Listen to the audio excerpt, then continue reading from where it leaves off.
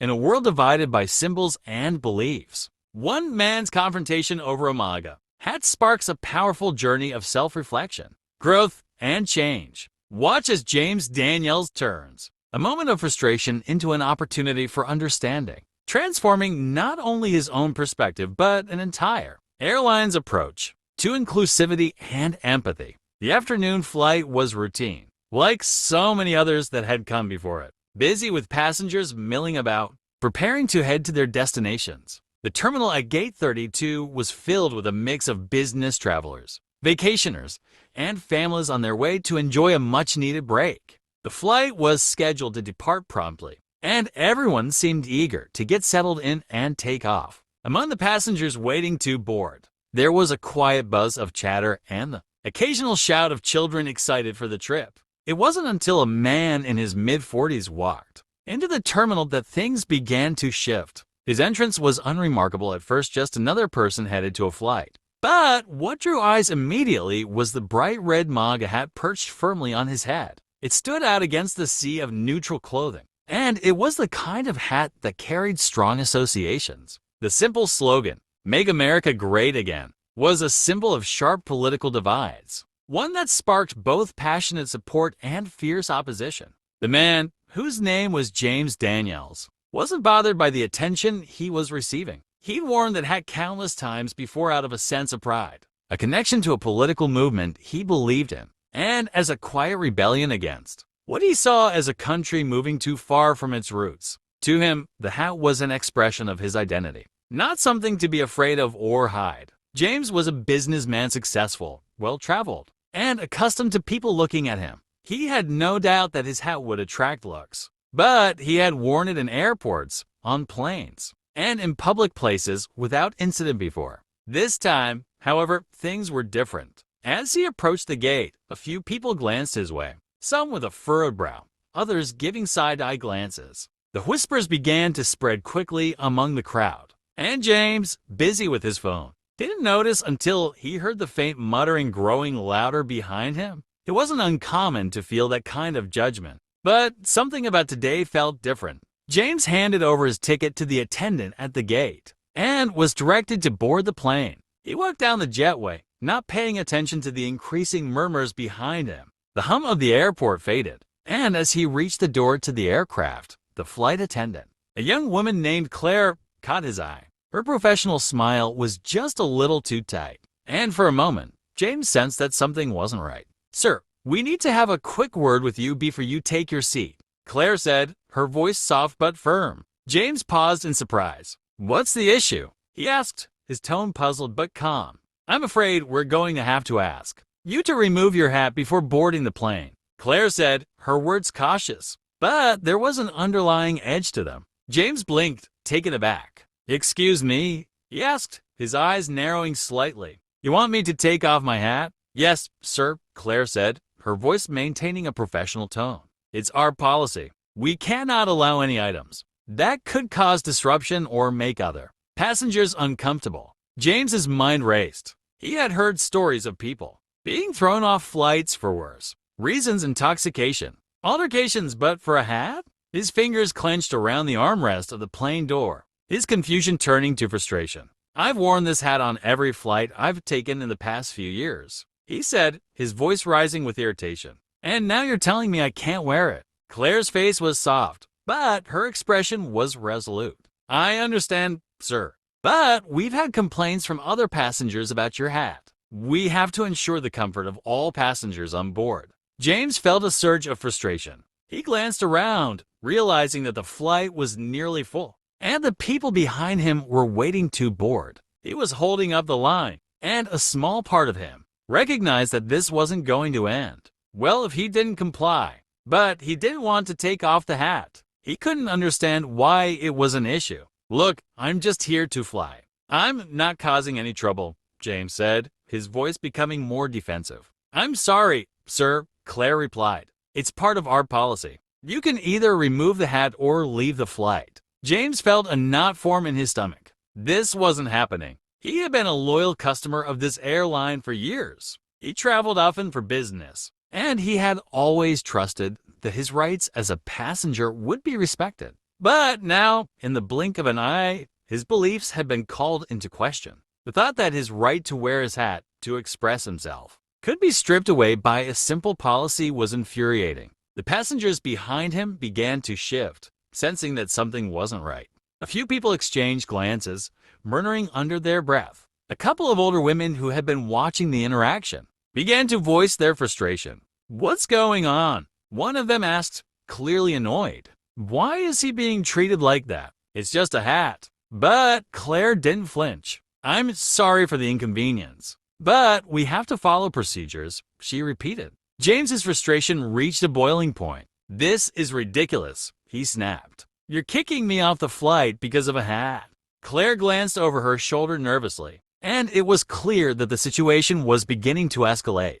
She was just doing her job, but the longer this went on, the more uncomfortable the situation became for everyone involved. She quickly radioed the captain to alert him to the disruption, hoping he could help resolve the issue. James, his face flushed with anger, looked around at the other passengers. A few were now openly staring, and others were starting to murmur among themselves. He felt exposed, like a spectacle. "Fine," he said finally, his voice tight. "If you're going to throw me off this flight over a hat, then I'm leaving." He made his way to the exit, the passengers in the boarding area watching him with a mixture of curiosity and confusion. As he stepped off the plane, he heard a few murmurs from the crowd, some questioning whether it was fair to kick him off for something so trivial, while others quietly nodded, agreeing with the airline's decision. He could feel the weight of their judgments, some siding with him, others against him. But no one truly understood what was happening. No one saw what was really going on, the deeper issue at play.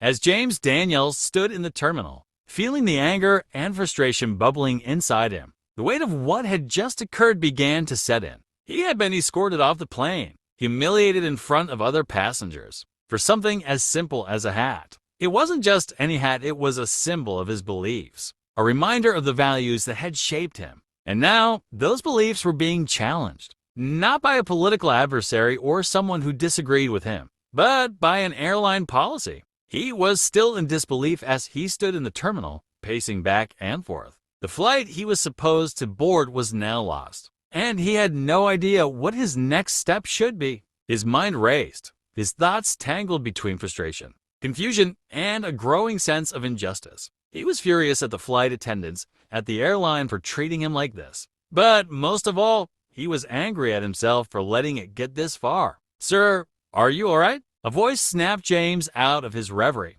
He turned to see an airline employee standing behind him, her face a mixture of concern and hesitance. It was clear she had been watching the situation unfold. "I'm fine," James replied through clenched teeth, his voice tight with frustration. "I'm just trying to understand how this happened. How did I go from being a paying customer to being thrown off a plane over a hat?" The employee shifted uncomfortably, clearly unsure of how to respond. "I understand this must be frustrating for you, sir, but the crew followed procedure. They had to act based on the complaints from other passengers." James narrowed his eyes. "Complaints? About a hat? Sir, I'm afraid I can't speak to what the passengers may have said, but the captain has the discretion to make a judgment. Call if they feel there's a disruption or a threat to the safety or comfort of others." She explained gently. "I'm truly sorry that it came to this." James let out a sharp exhale, his hands shaking slightly. "I've never been treated like this before," he muttered under his breath. "Never." He glanced at the gate, where the plane was now being prepped for departure. Without him, the flight was going ahead as scheduled, but it felt like a world of distance between him and the cabin. The other passengers, the ones who had watched the incident unfold, were probably still seated, on their way to wherever they were going. He felt, in that moment, completely alone. "I need to speak to someone in charge," James said firmly, his voice resolute. The employee hesitated but nodded. "I'll get the manager," she replied, and with a brisk motion, she walked toward the office at the back of the terminal. It wasn't long before James was standing in front of the airline manager's office, his frustration still boiling under the surface. The terminal had quieted down after the incident, the energy shifting back to normal as passengers filed onto other flights. James, however, couldn't shake the sting of the unfairness he had experienced. He knew that wearing the MAGA hat had made him a target. People had immediately seen it and reacted not to who he was, but to the symbol on his head. It felt like a judgment passed before he even had a chance to speak. The door to the manager's office opened, and a tall man in a suit stepped out. His name tag read Michael Barnes, and his expression was a mixture of politeness and concern. "Mr. Daniels, I'm Michael Barnes. I understand you had a disagreement with one of our flight attendants," he said in a calm voice, though it lacked the warmth that might have made James feel less like an inconvenience. "Disagreement? That's putting it mildly," James replied, his voice tense. "I was thrown off the plane. I was treated like a criminal just because of a hat." Michael nodded, motioning for James to come inside. "Please, have a seat. I'd like to hear your side of the story." James sat down, trying to contain his emotions, but it wasn't easy. "I've been flying for years," he began, his voice steady but tinged with anger. "I've never been asked to remove a hat before, let alone be told I'm not allowed to board the plane because of it. This isn't about the hat, is it? This is about the message it represents." Michael's face remained unreadable, but James could see the faint tension in his posture. "I can understand your frustration, Mr. Daniels. But the situation was more about the discomfort it caused other passengers. We had several complaints from people who said they felt unsafe or upset by your presence on the flight." James stared at the manager, stunned. "Unsafe because of a hat?" Michael leaned forward, his eyes meeting James's. "It's not just about the hat itself. It's about the way people perceive it. We are living in times when symbols like that can trigger strong emotional responses. Our staff is trained to act in the best interest of everyone, especially when it comes to ensuring that the flight remains peaceful and comfortable for all passengers." James's chest tightened. He had expected to be met with some sort of sympathy or understanding, but instead, he was hearing justifications for his treatment. The more he listened to Michael's explanation, the more it felt like his beliefs, his identity, were being criminalized. He wasn't just a man with an opinion. He was being treated as if his mere existence was a threat to others. "So, what's next? You're just going to throw me off every flight that I tried to board because of my hat?" James's voice was sharp, frustration now seeping through every word. Michael sighed, his face softening. "I can't change the past, Mr. Daniels, but I can assure you that this won't happen again. I'd like to offer you a seat on the next available flight completely free of charge. As a gesture of goodwill, I understand that the experience was unpleasant, and we'd like to make it right." James stood up abruptly. "A free flight? That's supposed to make up for this." Michael's face fell, a clear sign of genuine regret. "I understand that an apology doesn't erase what happened, but I do want to resolve this to your satisfaction." James felt torn. The offer of a free flight seemed hollow in comparison to the injustice he felt. It wasn't about the money. It was about the principle. He was a paying customer. He had a right to his beliefs, to express them without fear of being targeted or silenced. Yet here he was, the one being asked to leave. The irony was suffocating. "I don't know if I can accept your offer, Michael," James said, his voice softer now but still filled with resentment. "You can't just take away someone's dignity like that and expect a simple apology to make things better." Michael looked down, clearly understanding the gravity of the situation. "I know we failed you, Mr. Daniels, and I'm sorry. But if there's anything I can do to make it right, please let me know." James turned toward the door. "I'll think about it," he said, his tone colder than he intended. He stepped out of the office,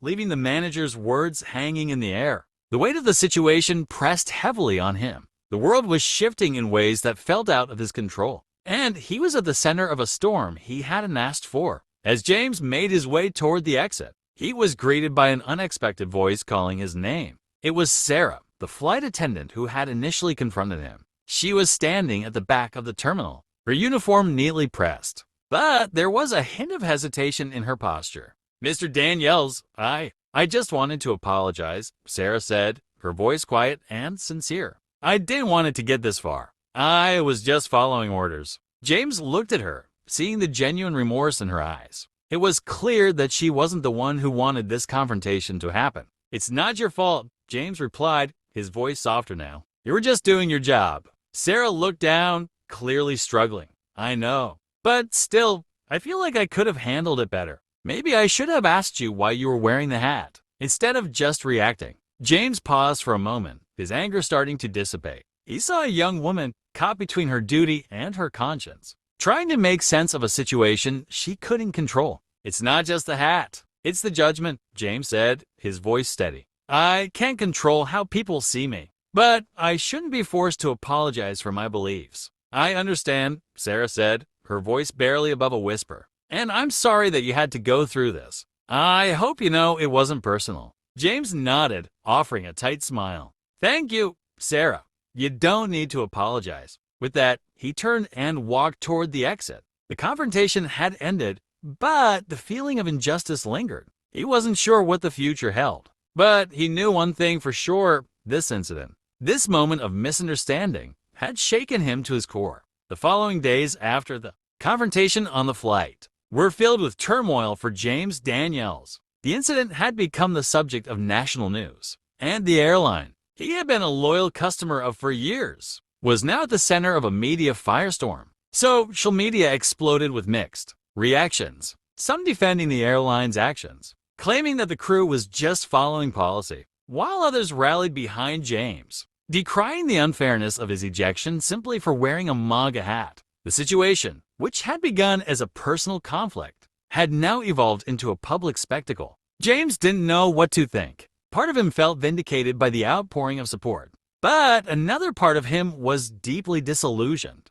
not just by the airline's actions, but by the way the world had changed. What happened to the days when people could just be themselves without being scrutinized or judged based on their beliefs? The more he thought about it, the angrier he became. He was tired of being vilified for his beliefs. It wasn't just about the hat anymore. It was about something much deeper. Belief that people should be free to express themselves, no matter their political views. Despite the public attention, James did his best to remain focused on his business dealings. He was a founder and CEO of a technology company that had made a name for itself in the industry, and his time was valuable. But even in the midst of work calls and meetings, his mind often wandered back to the event. His thoughts lingered on the anger he had felt, the sense of injustice he had experienced, and the deep-rooted confusion that had haunted him ever since. The hat had been a symbol of something that mattered to him, but the reality of the situation had quickly turned from personal defiance to professional disruption. It felt as though his very identity had been called into question. The media storm eventually quieted down, but it left behind a lingering unease. James found himself at a crossroads, unsure of how to move forward. He needed to make a decision, but the weight of the situation was clouding his judgment. Should he sue the airline for their actions, or should he let it go? Was it worth fighting for the principle of free expression, or was he just prolonging the inevitable division between people with different beliefs? On a Monday morning, as James was sitting at his desk, the phone rang. It was an unknown number, and at first, he was hesitant to answer. But something inside him urged him to pick up. "Mr. Daniels?" A voice on the other end said. "This is Michael Barnes, the manager of the airline you were recently involved with. I'm calling on behalf of the company." James tensed at the mention of the airline. "What's this about?" he asked, his voice guarded. "I understand that the incident has caused you a great deal of distress," Michael said carefully. "We've received a lot of feedback about what happened, and I wanted to personally reach out to apologize for how things went down." James sat up straighter, his grip on the phone tightening. "I've heard plenty of apologies already. What makes this one different?" Michael hesitated for a moment before responding. "I think it's important that you know I understand where you're coming from. As I mentioned before, our goal was to ensure a peaceful flight experience for everyone. But I also want to make sure you understand the bigger picture. The airline and the people within it have a responsibility to treat customers fairly and with respect, no matter their political views. What happened to you was wrong." James was taken aback by the genuine tone in Michael's voice. It was clear that the manager wasn't just offering a standard corporate apology. There was sincerity behind his words. "So, what are you proposing? Another flight on the house?"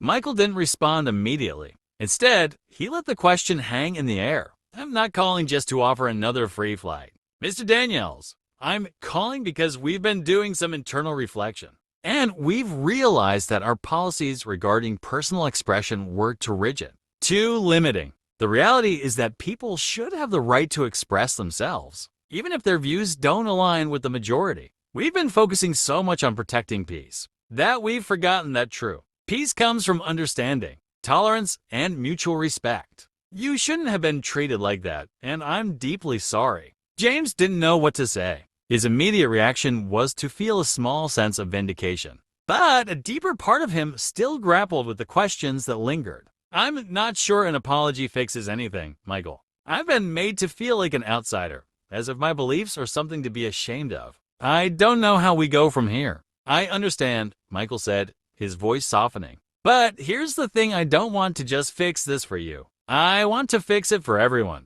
We're offering to meet with you and discuss ways we can make real, lasting changes within the airline. We want to ensure that no one ever has to go through something like this again. The words hung in the air. James felt a wave of emotion rise within him. This wasn't just about a hat anymore. It was about principle, about fairness, about a company willing to listen and admit its own mistakes. It was about turning this painful experience into something positive, something that could bring about change, not just for him, but for everyone who might be treated unfairly in the future. Over the next few days, James debated whether he should accept the airline's offer. He was still unsure about what he wanted from the situation. Should he meet with the airline representatives, discuss policy changes, and use his influence to create a larger impact? Or should he simply walk away, leaving behind the frustration and continuing to move forward with his own business and personal life? Eventually, after much reflection, James decided to take the meeting.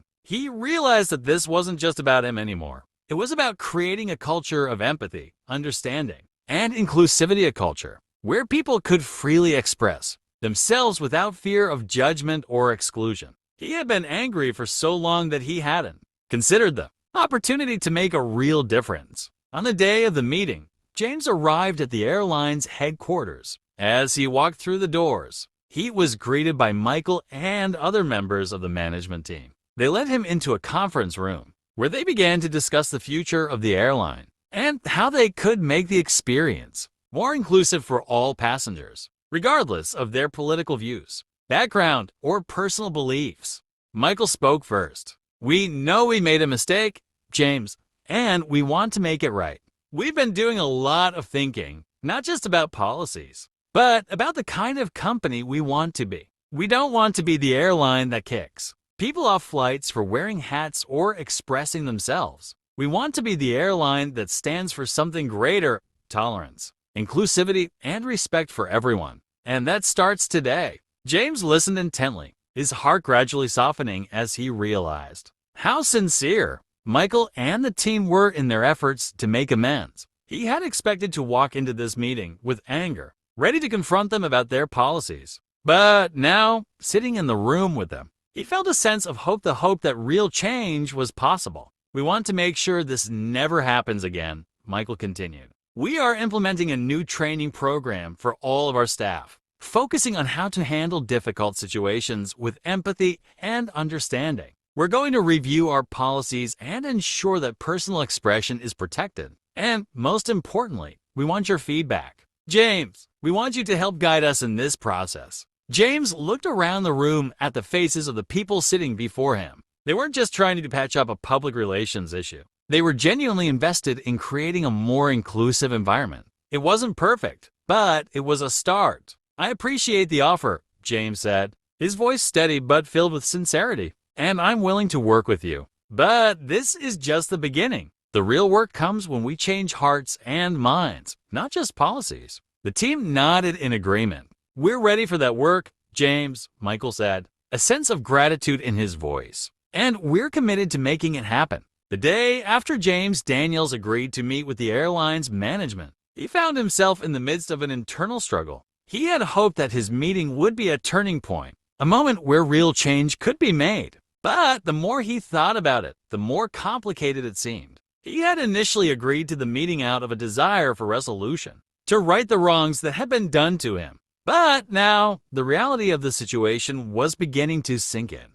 Was this really the answer? Was his involvement in creating policy change the right approach? Or was he just being used to deflect attention from a company that had made a serious misstep? The media storm surrounding the incident had cooled somewhat, but the residual fallout was still lingering. Some articles praised the airline's willingness to listen to their customers, to evolve their policies, while others criticized the company for mishandling a situation that could have been avoided. James had been thrust into the spotlight, his name now synonymous with the public clash between individual expression and corporate policies. James didn't want to become a pawn in a corporate PR game, but he also understood that this situation wasn't just about him. It was about the broader issue of personal freedom, the space to express oneself, and the difficulty of navigating those issues in today's polarized climate. His initial anger had subsided, replaced by a sense of responsibility.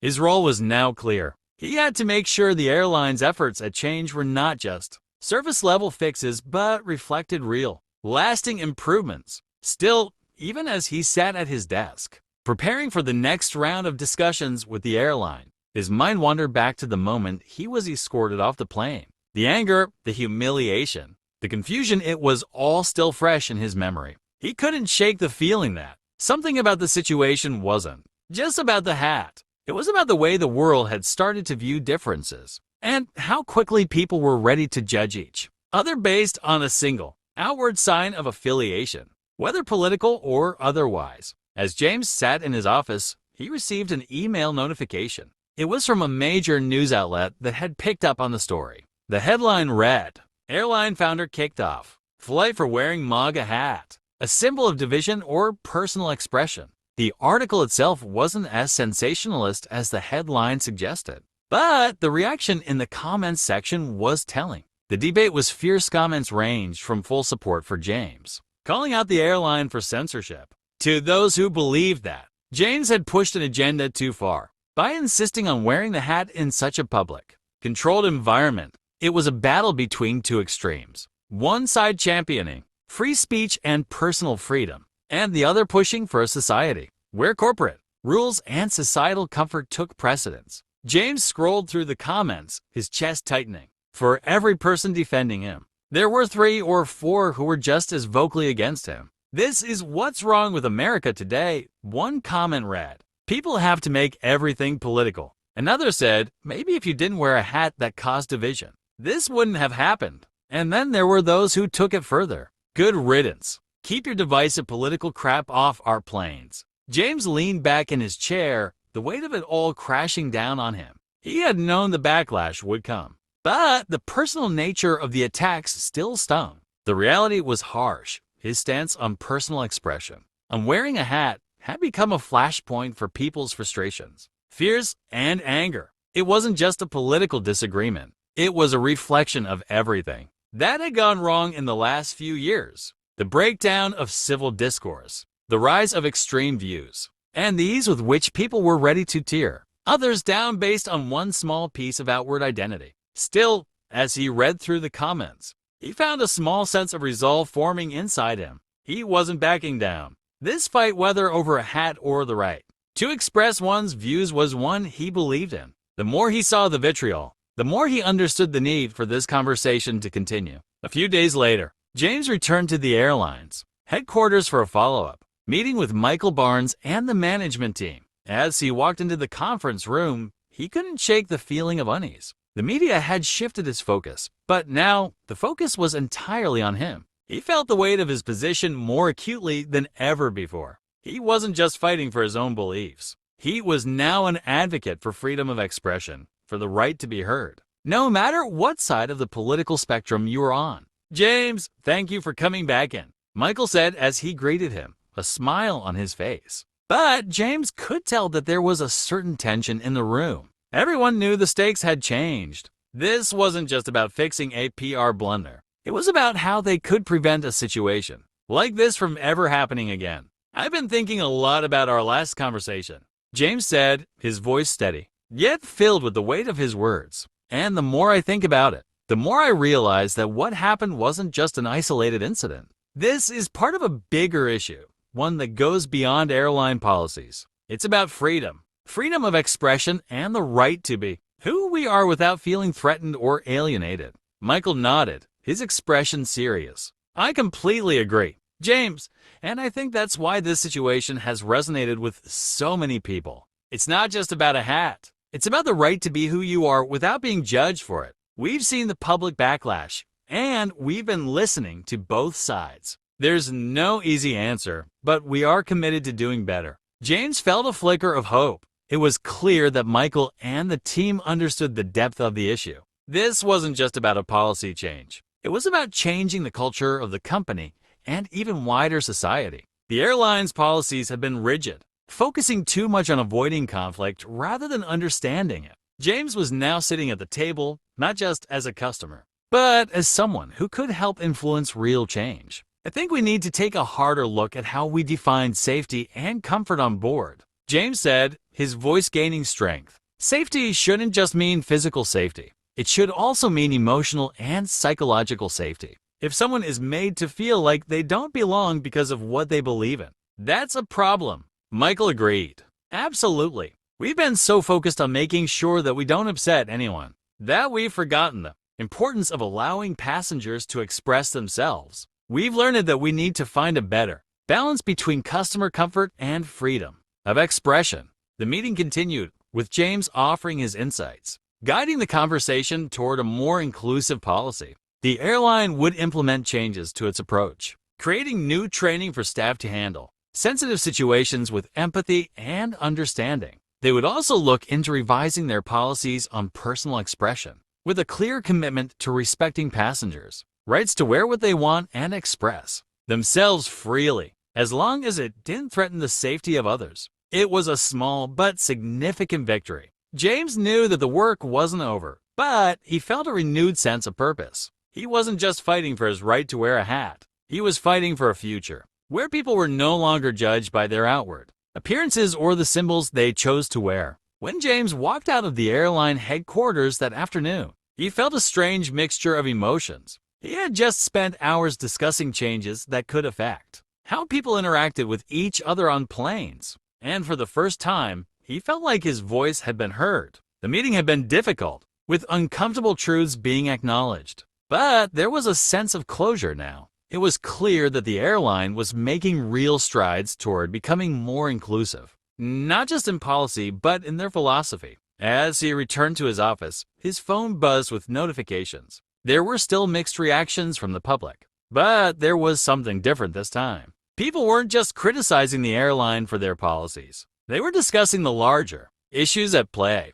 The comments, once filled with anger and vitriol, were now opening up to nuanced discussions about freedom, expression, and tolerance. People were listening, and that, to James, felt like a step in the right direction.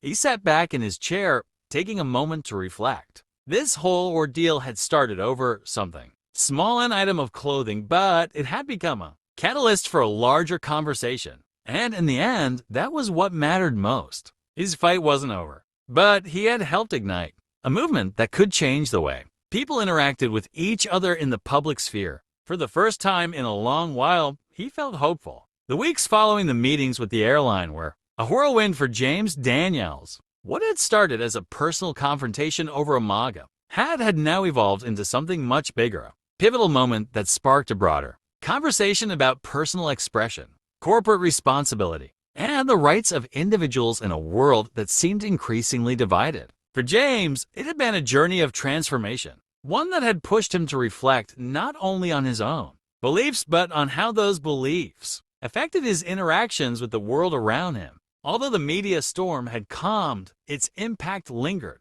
shaping James's perspective in ways he hadn't anticipated. He had spent much of his life focusing on building his business and pushing forward with his career. The world of corporate deals, numbers, and innovation had been his focus. But now, after everything that had transpired, he felt a sense of responsibility to use his voice for something greater than his own success. The world was changing rapidly, and so was he. James sat at his desk late one evening, reviewing financial reports. But his thoughts kept drifting back to the meetings with the airline. The more he reflected, the clearer it became the impact of this situation went beyond the confines of an airplane or a corporate policy. It was about the culture of dialogue, or the lack of it, that had emerged in recent years. People were no longer listening to each other. They were shouting at one another. They were judging based on appearances, labels, and symbols, without taking the time to understand the person beneath. His own experience had been a harsh reminder of that.